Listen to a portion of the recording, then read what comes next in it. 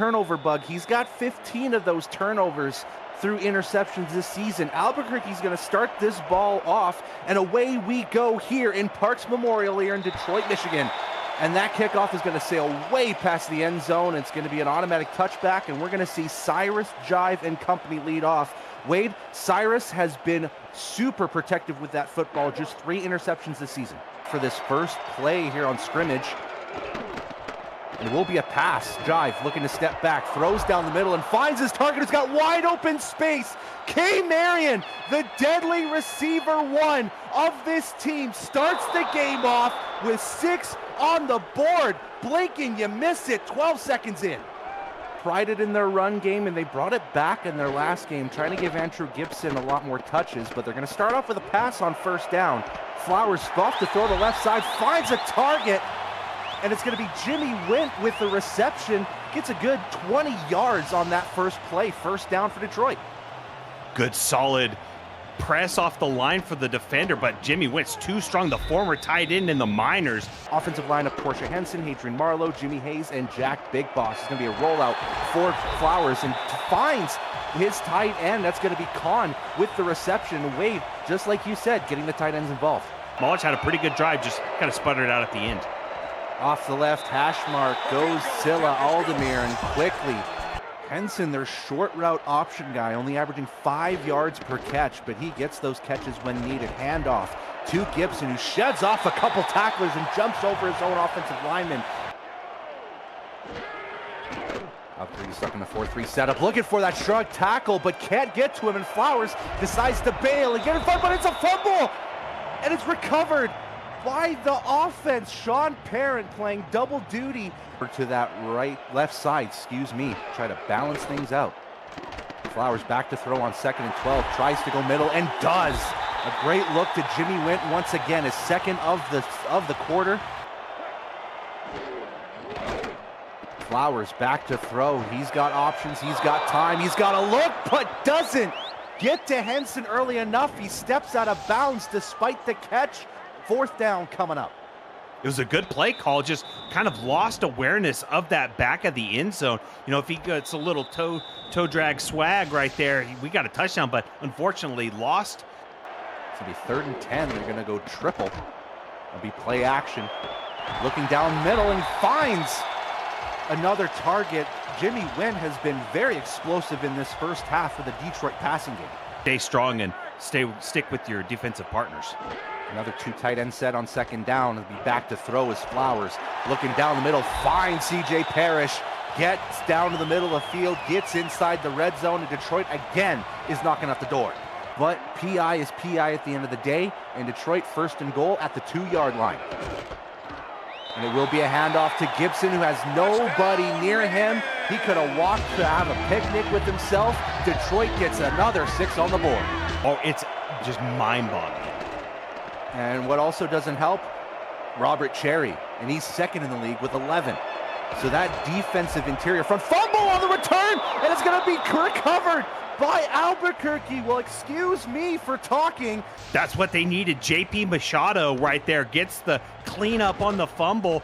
Oh, beautiful play. Just not enough speed, but wow, that's what your special teams stands up, soak up some clock, and get some yardage.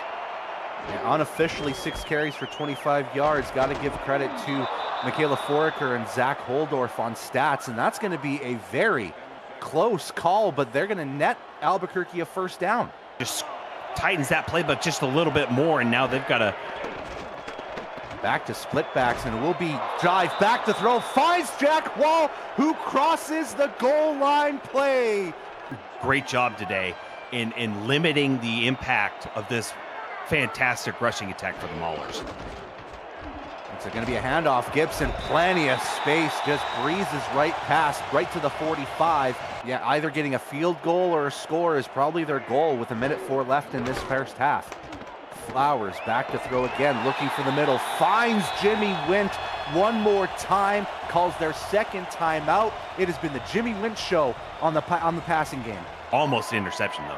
And I don't blame Flowers going for Jimmy Wint, because since then, he's been connected all through that. And speaking of connections, Robert Henson Jr.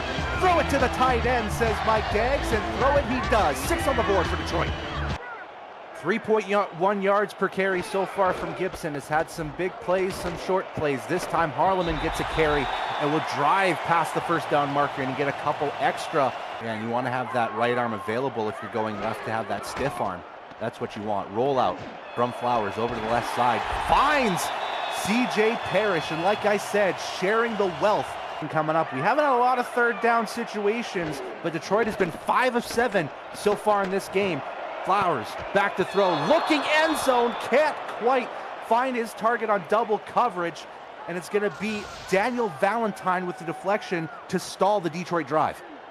And Valentine's leading the Albuquerque defense in pass deflections tonight with 2. Clean so far. Aldmere with another 32-yard attempt, this time off the right hash, looking to curl it in, and just gets it off the right post.